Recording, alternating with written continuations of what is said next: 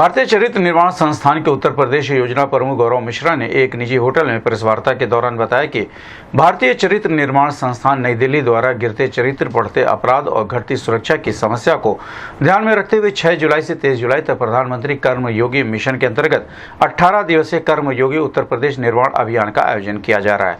ये अभियान लोकसभा के माध्यम से संचालित होगा। इस संस्थान ने 1999 में अपराध मुक्त वैचारिक क्रांति और मानव अधिकार रक्षा अभियान चलाया। ये कार्यक्रम गोरखपुर के बाद वाराणसी, प्रयागराज, अयोध्या, लखनऊ, कानपुर, मैनपुरी, आगरा से होते हुए वृंदावन में समाप्त होगा। संस्थान के संस्थापक रामकृष्ण गोस्वामी ने कहा कि लोक सेवा ही शासन और प्रशासन का सर्वोच्च राजधर्म है। मानव अधिकारों की रक्षा और अपराध मुक्त समाज की स्थापना गांव, शहर, जिला, मंडल और उत्तर प्रदेश निर्माण की सनातन आधारशिला है। हर व्यक्ति के जीवन का सहज उद्देश्य अपने और परिवार के सदस्यों के मानव अधिकारों की रक्षा की व्यवस्था स्थापित करना है। इसके लिए व्यक्ति अपनी बुद्धि और क्षमता के अनुसार यथासंभव प्रयास करता है। विशेष ज्ञान, शक्ति, क्षमता और योग्यता वाले लोगों के हर समाज, प्रदेश, देश, विश्व और युग में अनिवार्य आवश्यकता होती है। इस संबंध में गोरखपुर न्यूज से बात करते हुए उत्तर प्रदेश योजना प्रमुख गौरव मिश्रा, संस्थापक रामकृष्ण गोस्वामी ने कहा, कर्मयोगी गौरव मिश्र, उत्तर प्रदेश योजना प्रमुख, भारतीय चरित्र निर्माण संस्थान।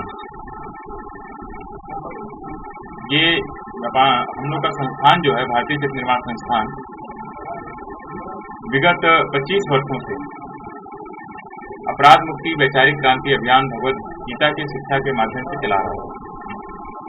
भगवत गीता के कर्म के विज्ञान को मानवाधिकार रक्षा और समग्र सुरक्षा की दृष्टि से जोड़कर इसे आज वर्तमान समय में सड़क सुरक्षा, राष्ट्रीय सुरक्षा, इस समग्र सुरक्षा के अंतर्गत सभी दृष्टि को ध्यान में रख करके इसे एक बृहद कार्यक्रम के तौर पर लोक सेवा, लोक संवाद योजना के अंतर्गत चलाया जा रहा है। इसी क्रम में 18 दिवसीय 6 जुलाई 2024 डॉक्टर श्यामा प्रसाद मुखर्जी जी की जयंती से लेकर के 23 जुलाई 2024 लोकमान्य बाल गंगाधर तिलक जी की जयंती तक ये कार्यक्रम 18 दिवसीय कार्यक्रम पूरे प्रदेश में चलेगा, जिसकी शुरुआत गोरखपुर से होकर हो गई है और इसका समापन वृंदावन में होगा।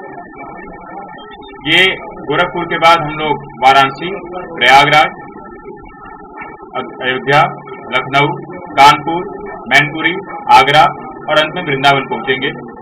इन पूरे कार्यक्रम में परिवहन विभाग और शिक्षा मंत्रालय की विशेष भूमिका है। इसके अंतर्गत पूरे कार्यक्रम को सुनियोजित रूप से चलाने के लिए अपर परिवहन आयुक्त महोदय का आदेश भी जारी हुआ है।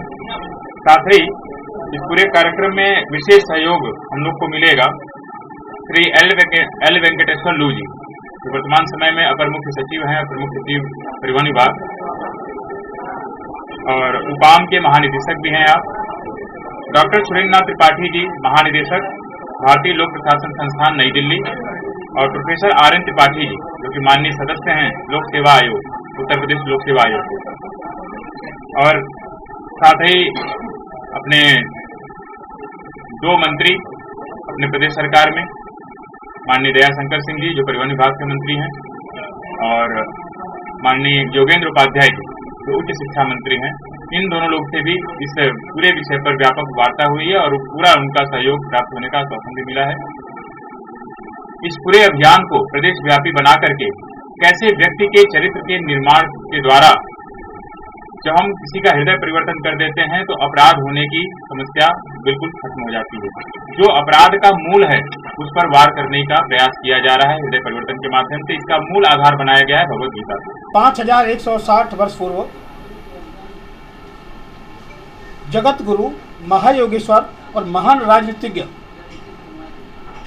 जिनको हम पूर्ण ब्रह्म परमेश्वर भगवान कृष्ण के रूप में जानते हैं, उन्होंने महाभारत के युद्ध में जो भारत का सर्वोच्च प्रतिनिधि था, क्षत्रिय राजपुरुष अर्जुन, उसको भगवत गीता का संदेश दिया था।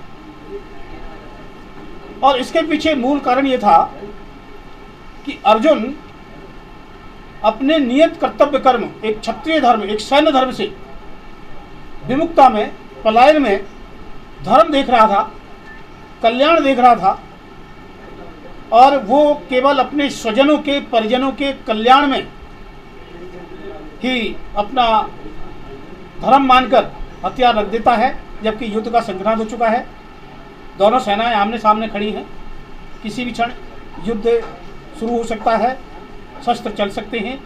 ऐसी स्थिति में एक प्रमुख सैन्य अधिकारी जो पांडव पक्ष का था हथियार रख देता है और वो शांति की बात करता है, युद्ध को अधर्म मानता है, पाप मानता है, जबकि युद्ध एक क्षत्रिय के लिए, एक सैन्य अधिकारी के लिए एक नियत कर्तव्य कर्म है, एक ड्यूटी है, एक राजधर्म है।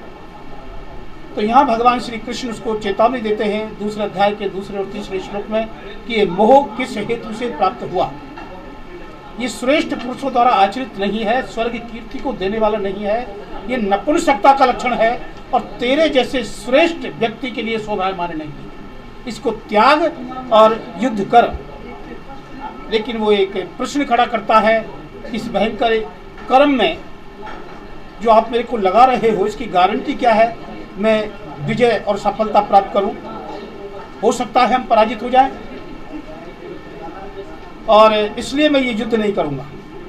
अपने ही लोगों को मारना और यहाँ तक आतताई को मारना जो स्वजन है, वो धर्म कैसे हो सकता है? सुख शांति का आधार कैसे हो सकता है? ये संकट उस समय युद्ध क्षेत्र में खड़ा होता है। और क्योंकि भगवत गीता में 21 बार भारत शब्द का प्रयोग हुआ है, 21 बार, इसका अर्थ ये हुआ कि भगवत गीता एक व्यक्ति विशेष को दिया गया संदेश या शिक्षा नहीं है, वो पूरे भारत वर्ष को, भारत राष्ट्र को दिया गया संदेश है। और भगवान श्री कृष्ण स्पष्ट रूप से एक घोषणा करते हैं कि उनके जीवन का लक्ष्य क्या है, अवतार का लक्ष्य क्या है। हम जन्माष्टमी मनाते हैं, हजारों सालों से मना रहे हैं, व्रत रखते हैं, 12 बजे कृष्ण के सालग्राम की या मूर्ति के पंचामृत स्नान करा लेते हैं, पंचामृत ले लेते हैं, कहते हैं कृष्ण की कृपा हो जाएगी। हम कृष्ण को तो मान रहे हैं, लेकिन कृष्ण की नहीं मान रहे। कृष्ण जब ये कहते हैं कि मेरे अवतार का जो परम लक्ष्य है, उद्देश्य है, वह है परित्राणाय साधुनाम। परित्राणाय साधुनाम का मतलब है, जो चौथे अध्याय के 8वें श्लोक में भगवान कहते हैं, सज्जनों की रक्षा, सज्जनों मतलब मानव अधिकारों की रक्षा, अगर आज की भाषा में, यूएन की भाषा में बात करें, और हर प्रदेश और देश के अंदर यूएन ने मानवाधिकार आयोग बना रखे। इस प्रकार से मानव अधिकारों की रक्षा, परित्राणाय साधुनाम, ये कब होगी, इसका आधार क्या है, बुनियाद क्या है? तो भगवान आगे बताते हैं, विनाशाय च दुष्कृताम। जो दुष्कर्मी हैं, जो आतताई हैं, आतंकवादी हैं, दुराचारी हैं, व्यभिचारी हैं, भ्रष्टाचारी हैं, इनका विनाश, विनाशाय च दुष्कृताम, जो दुष्कर्म करने वाले। धर्म संस्थापनार्थाय संभवामि युगे युगे। पूर्वांचल का पहला NBA मान्यता प्राप्त संस्थान KIPM GIDA Gorakhpur quality education और बेस्ट प्लेसमेंट के लिए राष्ट्रीय और अंतर्राष्ट्रीय पुरस्कारों से सम्मानित। Admissions open in BTech, MTech, Polytechnic, D Pharma, B Pharma, M Pharma, BBA, BCA, MBA और MCA. Contact KIPM GIDA Gorakhpur